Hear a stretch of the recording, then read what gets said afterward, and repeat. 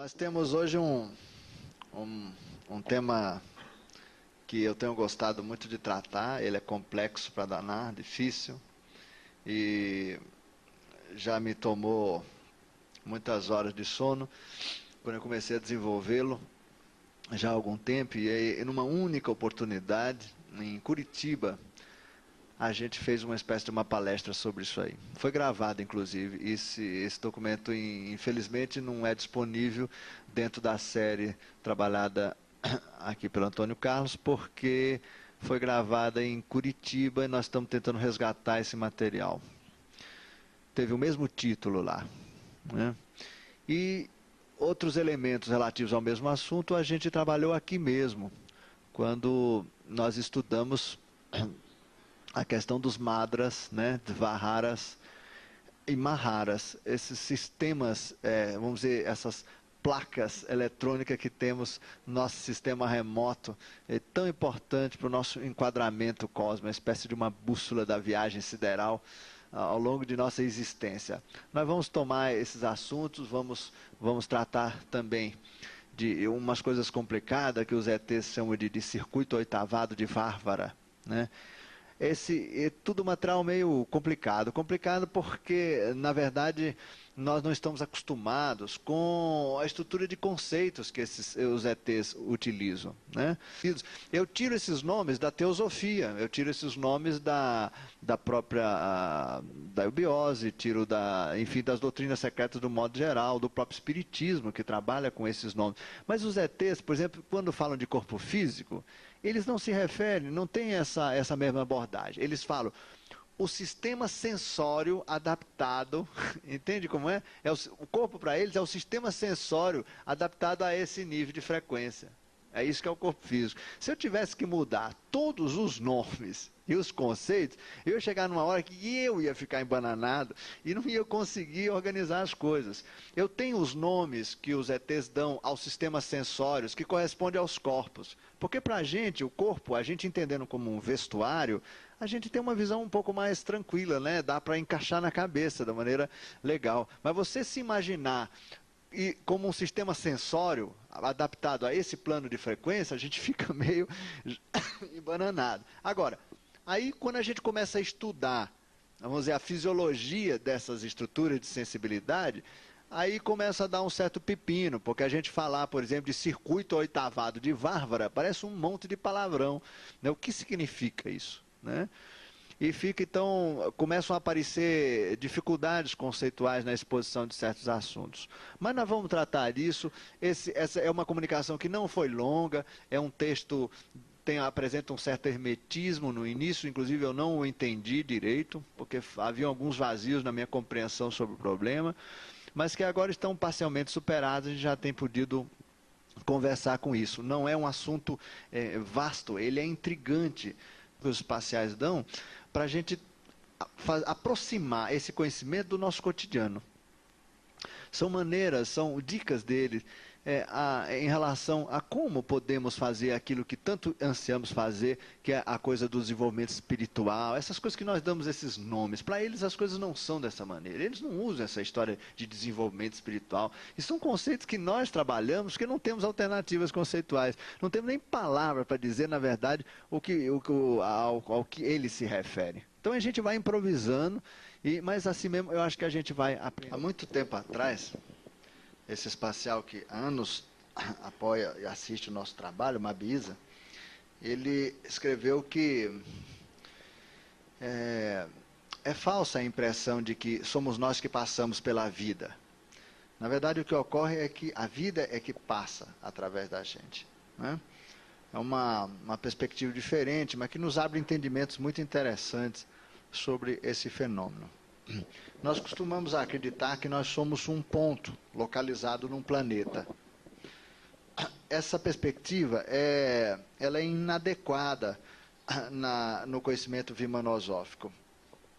Se nós entendermos isso aqui, vamos dizer, esse ponto, como o centro de um universo qualquer, nós temos que nos enxergar como uma grande linha.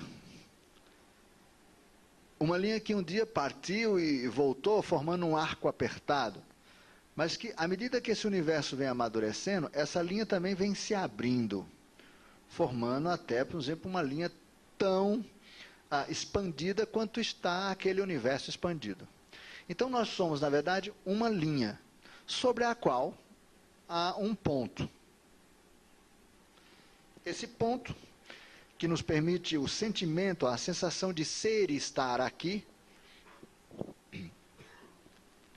é onde está, vamos dizer assim, onde existe a presença, o sentimento de presença. Nós todos sentimos que estamos aqui. Na verdade, esse aqui é um nó de consciência nessa linha que de fato somos. Essa é chamada linha existencial. Nós não somos o ponto, nós somos uma linha que está permanentemente entrando na criação, fluindo, como queiram, da divindade, e continuamente também retornando, enquanto se expande como um balão que está sendo enchido de ar, para depois, num futuro remoto, novamente se fechando até voltar para esse ponto central. Esse aqui é o ponto atrator. É ele que se vincula aos outros sistemas para que nós tenhamos a sensação de pertencer. Ou seja, se isso daqui é a linha existencial do planeta Terra, e a Terra está aqui, é porque a consciência do planeta está nesse nó, e se o padrão vibratório dessas entidades aqui são compatíveis, essa criatura está na Terra. Deu para compreender? Ou seja, a percepção de estarmos na Terra decorre de uma coincidência vibratória entre o ponto onde está o eu da Terra com o ponto onde está o eu do indivíduo. Atraem-se. Qualquer movimento mais acelerado da Terra, da consciência da Terra sobre a sua linha existencial, ou para trás, ficando para trás, ou indo para diante, pode eventualmente fazer com que haja um rompimento dessa relação, obrigando esse indivíduo a buscar outra sociedade planetária, quer dizer, outra articulação para prosseguir tomando corpos físicos num determinado planeta. Nós tomamos emprestado matéria de um planeta para manifestarmos na dimensão material. Quem nos empresta esse material, no caso, hoje, é a Terra. Por isso, o nosso corpo pertence à Mãe Terra. Os nossos fios existenciais, eles estão dessa maneira conectados. Qualquer avanço excepcional da Terra, no sistema evolutivo dela, ou qualquer atraso nosso, ou avanço nosso, vai criar dificuldade, porque essa faixa vibratória, ela tem a sua largueza, né? Se nós temos aqui, representar, por exemplo, desse ponto para ponto, a faixa vibratória do planeta Terra, vamos supor que a nossa faixa vibratória esteja, por exemplo, aqui, né?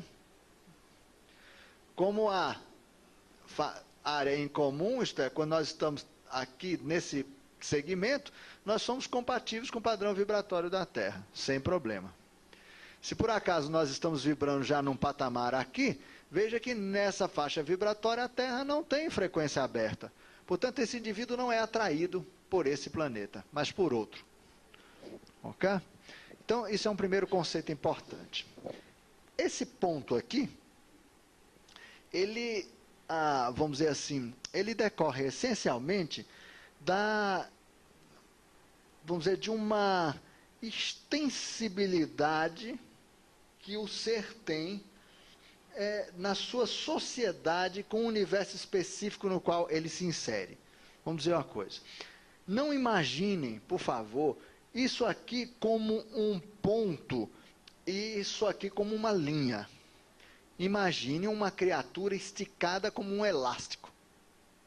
Ok? De tal maneira que em qualquer ponto você tem realmente a criatura na sua integridade. Então, a melhor desenho disso daqui, agora vamos aperfeiçoar o desenho, seria uma espécie, vamos dizer assim,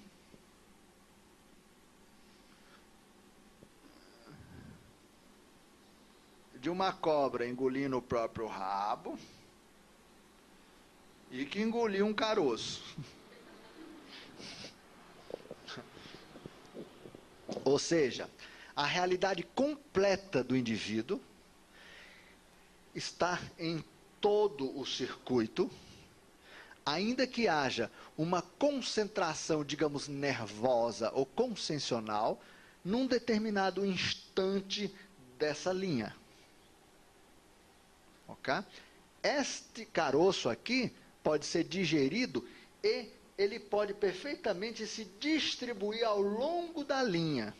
Ou seja, esse indivíduo estaria, por evolução, perdendo a necessidade de estar concentrado num determinado ponto de si mesmo, ganhando o seu passado e todo o seu futuro, vivendo uma condição de simultaneidade existencial. Quando as criaturas chegam nesse estágio, elas podem se projetar aonde bem entendem. Podem, como uma minhoca elástica, lançar esse ponto em qualquer lugar. Se é uma criatura que já dominou a sua linha existencial, espalhando sobre ela a consciência eu sou em toda a sua extensão, ele pode colocar esse caroço aonde ele quiser. Então, ele pode estar simplesmente num estado latente, potencial, ativo, portanto, porque veja, ele não é um pontinho, hein? Ele é a linha. E ele, como essência, está distribuído nessa linha inteira. Aqui tem um planeta, aqui tem outro planeta, e aqui tem outro planeta. Como é que essas criaturas viajam? Assim. Passeio em Júpiter. Acaba a manifestação em Júpiter, transfere consciência para Marte. Ele leva a si mesmo para o destino que interessa. E quando esse ponto de consciência agrega-se a um sistema, por exemplo, marciano, ele atrai da dimensão marciana os elementos para se compor e se materializa naquele nível. Brincadeirinha, hein? Hã? Pode. Pode ser um sujeito altamente caroçudo. Ele pode ter vinculação aqui. Ele pode, no mesmo planeta, projetar-se em 2 lugares diferentes, em vários lugares diferentes. Claro que esse desenho permite uma série de alternativas, como, por exemplo, essa daqui, ó.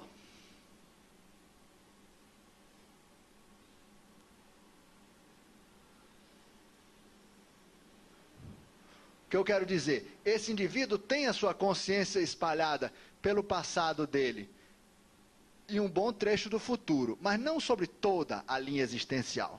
Ele ainda não tem capacidade, ou não teria capacidade, por exemplo, para projetar-se no seu passado remoto, nem no seu futuro distante. Ele ainda não tem condições, por exemplo, de, portanto, frequentar os níveis mais sutis de realidade. Porque os níveis mais sutis são aqueles que estão próximos ao ponto gerador de um determinado universo. Vocês lembram daquelas linhas que a gente usa para separar os planos, né?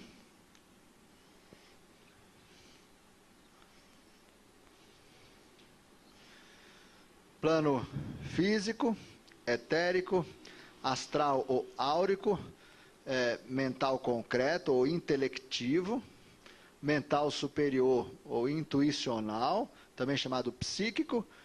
Aqui tem muitos nomes, vocês lembram? Búdico e crístico, ou então crístico e monádico, depende da escola. Okay? São os 7 planos, 7 níveis de um determinado universo. Muito bem, uma criatura que tenha desenvolvido uma capacidade, por exemplo, como essa daqui, ela pode ter uma manifestação no físico, uma manifestação em nível áurico, simultaneamente. Elas podem estar num planeta primitivo, como num planeta bem avançado, como pode não frequentar, por exemplo, essas dimensões daqui, que são chamadas ternário superior. Ela pode não ter consciência ainda ativa nesses níveis aqui. Portanto, ela não frequenta ainda os reinos ditos angélicos, né? Ou dos angelicais. Apenas no plano da forma. Essas alternativas todas são perfeitamente possíveis, né? Agora, o que é o caroço? Alguém pode falar assim, puxa vida, mas isso aqui é a mônada? Não. É o espírito que está ali naquele ponto, existe essas conexões? Não, gente. Isso às vezes pode complicar a cabeça, mas veja bem, o nosso espírito, aquilo que nós chamamos da nossa centelha, todos nós nos referimos a ele como alguma coisa que está lá no coração, aceso aqui dentro. Porque como nós temos a percepção de ser e estar aqui, achamos que essa entidade, que é a nossa realidade última, também está aqui. Mas na verdade, esse eu verdadeiro está aqui. Porque todas as criaturas, sejam elas de qualquer reino, essencialmente vibram aqui. Isso aqui é a extensão, a projeção vibratória da mônada que na verdade está aqui. É o que eu chamo de oitavo passageiro. E aqui vibram todas as mônadas de todas as pessoas. Aqui vibram as mônadas de todos os planetas, de todas as galáxias, de todos os átomos, de tudo que existe. É esse o nó, é o foco, é a unidade geradora de um universo. A percepção que temos, no entanto, é de que nós nos carregamos no nosso corpo. Então, ao fazer isso, eu carreguei o meu espírito, ou eu me carreguei 1 metro de lá para cá. Na verdade, as coisas não são assim. As dimensões dessa realidade sutil transcendem espaço-tempo. É como se eu estivesse muito alto, pendurada em algum lugar, e lá de cima, monitorando a sua manifestação física andando na Terra. Ok? Veja que interessante, os espaciais não dizem exatamente que os nossos corpos são roupa. Isso é uma maneira que a gente usa para simplificar a exposição. Eles dizem que os nossos corpos são a manifestação dessa entidade na matéria. Tem uma visão, portanto, um pouco distinta daquela que os espíritas têm, mas que é o conceito que eu trabalho, porque é mais fácil de compreender, né? E vale, na verdade, as duas abordagens são perfeitamente compatíveis, é uma questão só de boa vontade para a compreensão delas duas, né? O corpo é um traje, é uma roupa, mas ele, da maneira como é a expressão na matéria de um ente. Muito bem. Essa criatura, como todas as demais, são formadas, o senhor sabe, em nível de essência, por uma coisa que a gente vem estudando bastante. O tal da famosa mônada humana composta de 7 íonas polarizados, com uma estrutura de grande complexidade energética. A representação é essa, um hexágono com mais um ponto no centro. Tudo isso aqui são íonas. Esse conceito os senhores já têm. Íonas são passagens.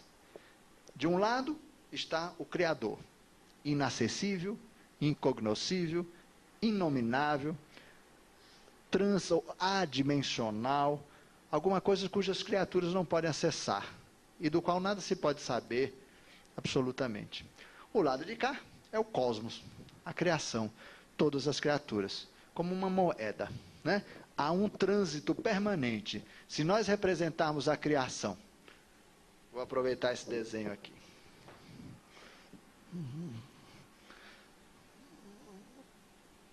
Se nós representarmos a criação como uma bola, uma pera qualquer, né? Sendo que de fora está o Criador, inacessível, inominável, isto é, inominável, aqui não se pode dar nenhum significado, nem atributo, nem nome, nem se é bom, se é mal, nada disso. Criador lá fora. Aqui dentro, a obra. Essa é a fronteira entre o Criador e a sua obra, que habita o seio do absoluto. Os íonas são furinhos, passagens. Alguma coisa constantemente vem do Criador para dentro da sua obra, e da obra volta para o Criador. E aqui no meio existe uma torneirinha reguladora. Ora mais sai do que entra. Ora mais entra do que sai. Essa dinâmica de grande complexidade é a base de funcionamento do universo inteiro. Todas as formulações decorrem essencialmente da combinação desses movimentos, que nós poderíamos chamar de paraluminosos, velocidades, fluxos inconcebíveis, que não têm nem mesmo sentido matemático. Né? São expressões que não têm como ser representadas no mundo dos conceitos. Não sabemos a natureza desses trânsitos. Muito bem. Quando você tem dois buraquinhos associados, os trânsitos se tornam incrivelmente mais complexos.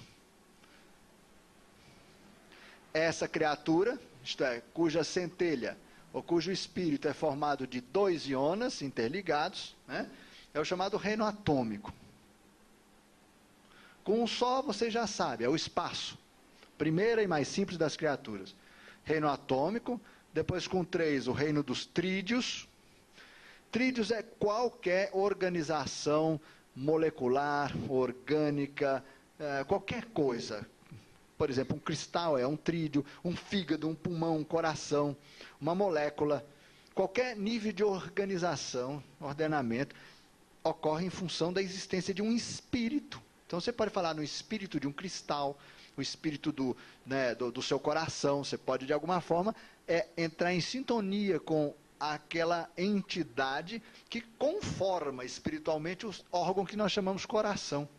Porque a equação humana necessita, ela aprisiona um trídeo para fabricar o coração. É um trídeo capturado pelo sistema energético da pessoa.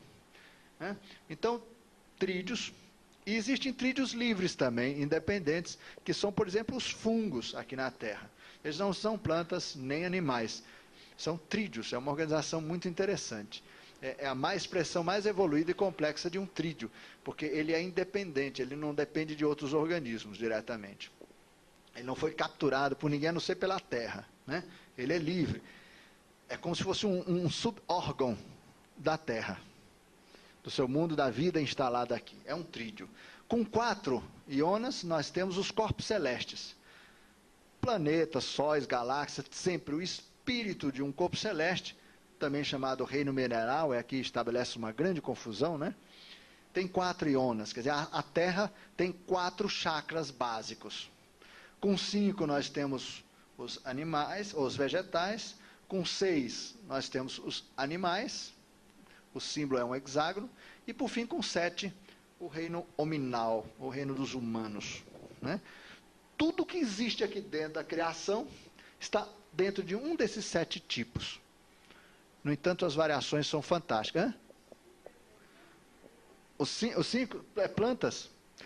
6, os animais. Portanto, os animais têm 6 chakras básicos, as plantas têm 5 chakras básicos, os planetas, corpos celestes, galáxias, enfim, todo o agenciamento planetário, etc., tem 4. Os trídeos, que todas as estruturas de órgãos, tem os celulares, etc., tem 3. E 2, o reino atômico. E com 1, o espaço, a mais simples de todas as criaturas.